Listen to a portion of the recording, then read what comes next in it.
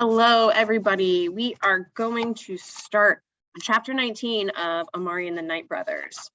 So we have found out who Magician Girl 18 is, Dylan.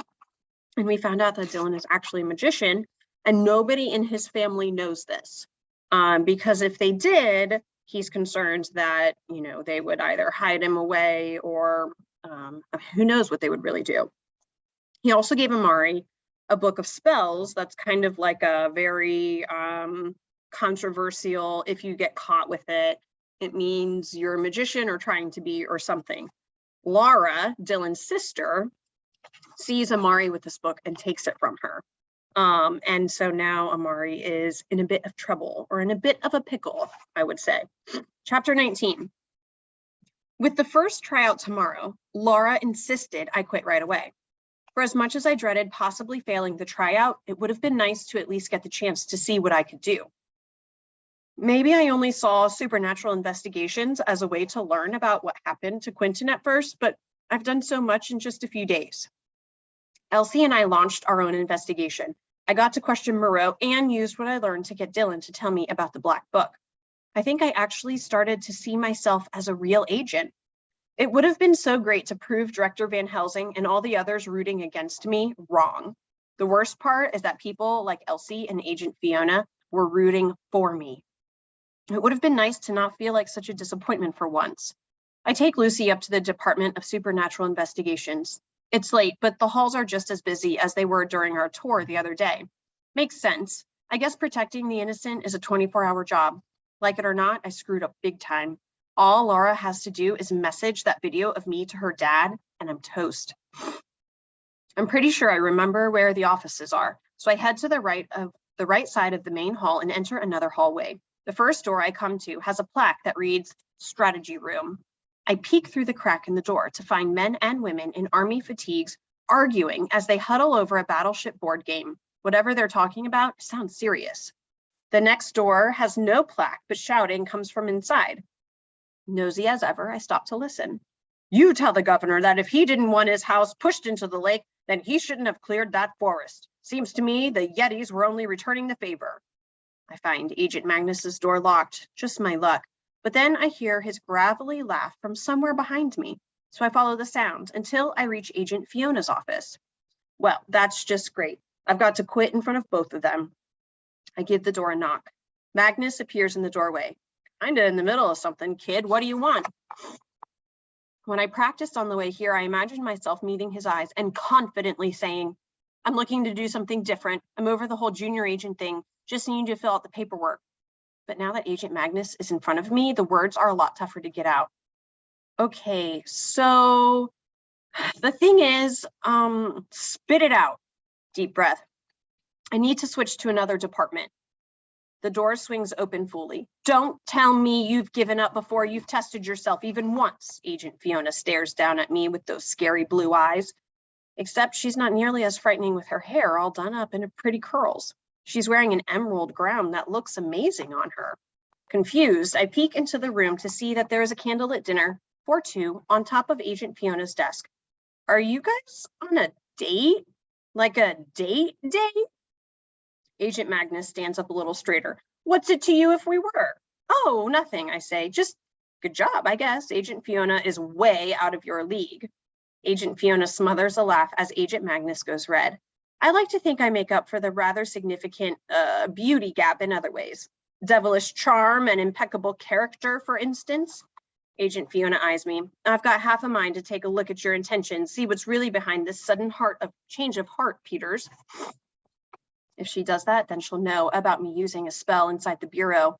That would be a disaster. I've got to think of something fast. But I won't, Agent Fiona adds. Instead, I want ye to take the rest of the evening and think this through. You hear? This is a big decision, and it shouldn't be made without at least a wee bit of reflection. If ye come back in the morning and still feel the same, then I'll gladly sign the paperwork myself. But I am sure, I say. Do it as a favor to me, says Magnus. Don't forget you owe me one for speaking up for you a few days back. Oh, I sigh in defeat. Fine.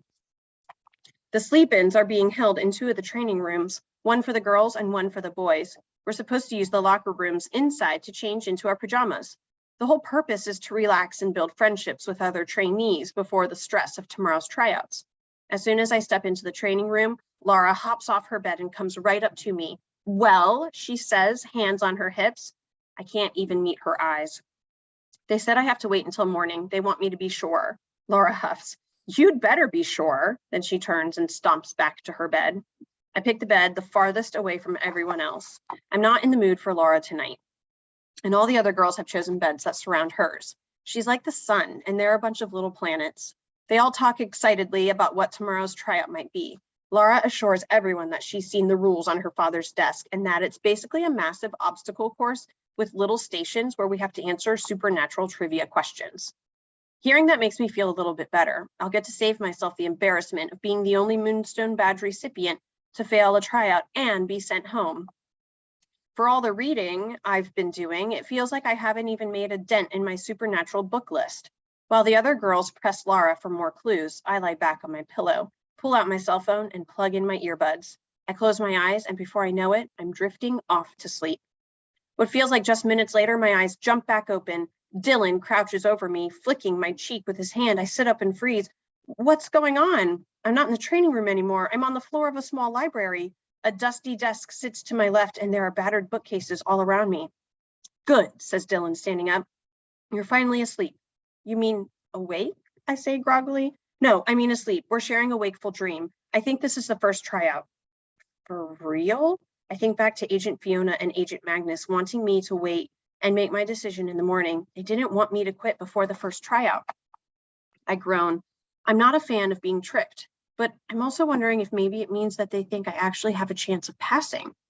Ugh, but I can't pass, not with Laura holding that video over my head. Are we partners? I ask him. Before Dylan can answer, a ball of red flame bursts into existence between us. It grows, burning white hot before it explodes into a fiery message. Dylan circles around to read it with me. Welcome to the first junior agent tryout. Get to the basement downstairs and retrieve what was stolen. Hint, it's the most valuable thing you'll find.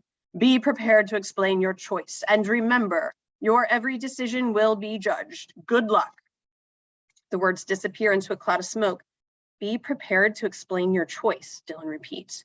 Maybe there's more than one object to choose from, I say.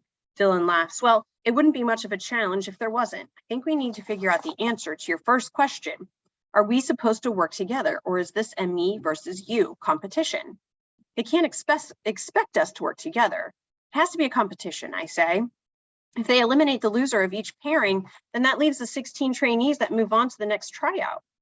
True, but don't forget that real agents always work in pairs. I bite my lip. He makes a good point. Says Dylan. Maybe we should agree to work together until something tells us we can't. Okay. Hopefully that comes sooner rather than later so I can just get this over with and let him win. We should start by observing our surroundings, Dylan says, looking around. There's probably a reason we're in this room. All I see is a lot of books. Look for details, Dylan says.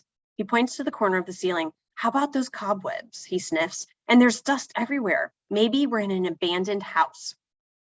I point to a pot full of pretty white and violet flowers. Someone has to be watering these. Good, fine. Let's keep that in mind while we head to the basement. Okay if I lead? Sure, I say. You've got more experience in the supernatural world. Dylan pulls open the squeaky door and pokes his head out. We're at the end of a hallway, it seems. It's empty.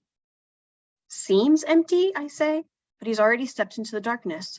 Here goes nothing. I follow Dylan into the hall. It's dark as far as I can see, the only light coming from two open doorways on the right side of the hall, unless one of those rooms leads down to the basement. I don't know where else the entrance might be. We tiptoe through the darkness, the floorboards creaking loudly beneath our feet. Twice, we hear what sounds like voices up ahead, and Dylan has us stop and wait.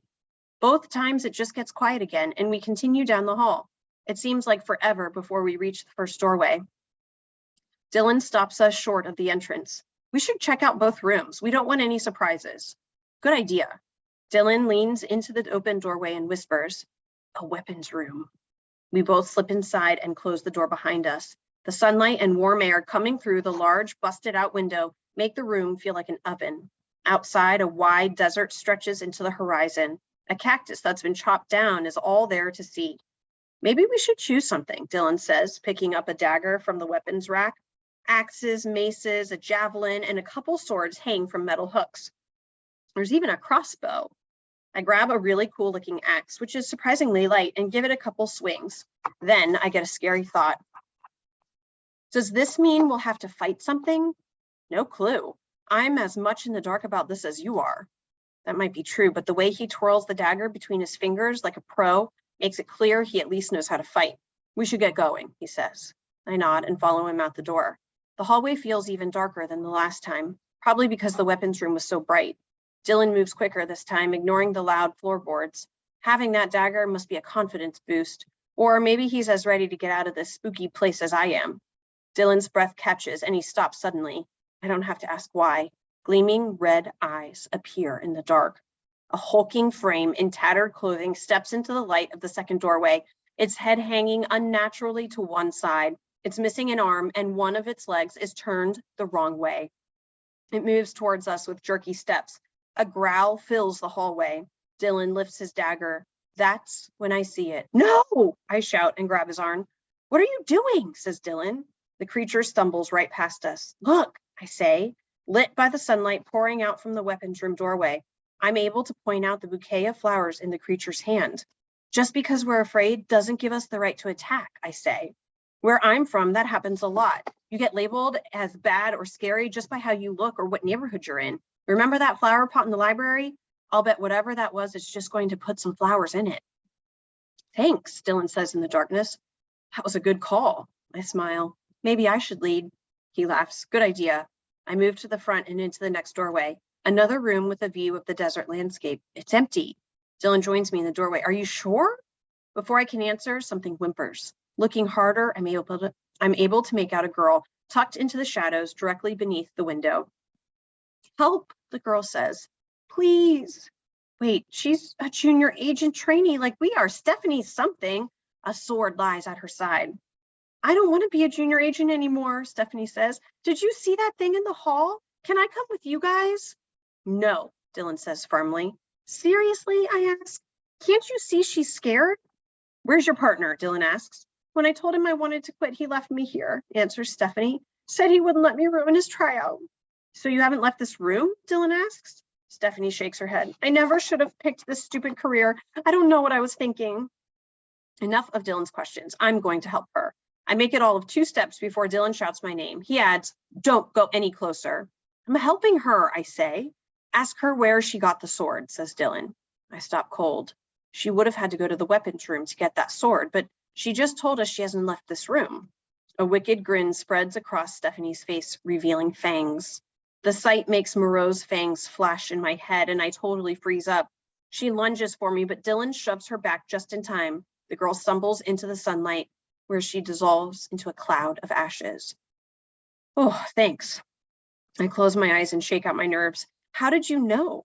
Since the first test was about something scary being harmless, it only makes sense that this test would be the opposite. Why didn't I think of that? Having a partner is working out pretty well so far, which is probably the point. We're supposed to work together. My heart sinks. Dylan trusts me. Am I really going to let him fail because of me? For so long, I've wished for real friends, for someone to have my back. Is this the kind of friend I want to be? No, I've got to at least try my best. I can always quit after this tryout. Near the end of the hallway, Dylan and I find a staircase hidden away in the darkness. We both ease down the steps as quietly as possible. A dark stone room waits at the bottom of the stairs. A row of pedestals runs down the middle, leading to a tall red door in the middle of the back wall. Dylan raises his dagger, his eyes darting around the room. I grip the handle of my axe and move to his side. As we near the pedestals, I keep waiting for something to jump out, for some alarm or booby trap to go off. Nothing happens. Dylan presses his lips tight. This feels too easy, I finish. Way too easy, Dylan agrees. Unless this test is just deciding which of these treasures is the most valuable. I take a look at the pedestals. There are 4 in all, each a little taller than the one before it. The first pedestal holds a painting of a giant sea dragon crushing a large wooden ship. Electricity sparks across the beast's massive body. The Leviathan, says Dylan, coming up beside me, one of the 7 great beasts. Dylan continues to the second pedestal where a bowl of clay sits. It's covered in primitive markings. I bet that's beyond ancient, I say. Dylan's eyes go back and forth between the two pedestals. Does that make it more or less valuable than the painting? Good question. Dylan shakes his head in frustration. This is impossible. On the third pedestal is a glimmering diamond bracelet. The fourth holds a golden crown covered in jewels. I stare at the last pedestal. The diamond might make me rich, but a crown would make me queen. But it can't be that simple, can it? I want a closer look, but the moment I step beyond the diamond bracelet, a loud boom echoes through the room as something crashes into the other side of the big red door. I turn to find Dylan staring wide-eyed. Take another step, says Dylan. I move closer to the crown. Boom! Another bone-rattling crash. Every step I take toward the crown causes something to slam into the door. Grab the crown, Dylan shouts. I sprint the rest of the way and snatch the crown from the pedestal. The red door bursts open, sending a wave of water through the room. It knocks me off my feet and carries me back to the third pedestal. I whip my head around looking for Dylan and find him sliding, waving his arms for something to hold on to. He slams hard into the back walls and vanishes. He must have woken up, meaning I'm on my own now. Dropped my axe when the wave hit me, but at least I managed to hold on to the crown. Seeing as how the dream hasn't ended yet, it's pretty clear that just having it isn't enough. I need to get back up the stairs. The room beyond the door is full of water, but it isn't pouring out. It's like the water has been magic to stay inside. A huge dark shadow appears. I swallow and grip the crown more tightly. What could that be? Shimmering gray scales emerge from the watery room. I recognize them from one of Quentin's old nature magazines, a water python. Actually, the king of water pythons. That thing's head is the size of a car. The giant snake hisses and bares its fangs, its beady yellow eyes glaring. Can't give up. I need to think of a plan. But what? Maybe if I can get to my axe, I can fight it off. I crawl through a foot of water back to the last pedestal, putting it between the snake and me. I glance around for my axe. Yeah, because that'll do a lot of good against that thing. Dumb plan, Amari. I'll have to make a run for it. Another menacing hiss fills the room. I sprint for the stairs, but the giant snake doesn't give chase. A realization strikes me like lightning. The crown isn't what we came for. I stop just short of the stairwell and drop it. This instant, my foot touches the first stair, the world around me vanishes. I wake up in my bed, a pair of wakeful dream shades over my eyes. An agent lifts the shades from my face. When I sit up, I'm surrounded by the other girl trainees. How do you feel? Asks the agent. Her name tag says Special Agent Meredith Walters. Sleepy, I say. Did I pass? You made it the longest, she replies, and that's usually a very good sign. And Dylan, he's all right, I ask. Agent Walters nods and stands. Now that everyone is awake, please go to the locker rooms and get changed into your trainee uniforms. Once everyone is dressed, we'll head to the briefing auditorium to meet with Agent Fiona and Agent Magnus for the results. I must stress that the tryout hasn't concluded, so no talking among yourselves. All right, I need to stop there for now. We have a few more pages to read to finish up chapter 19.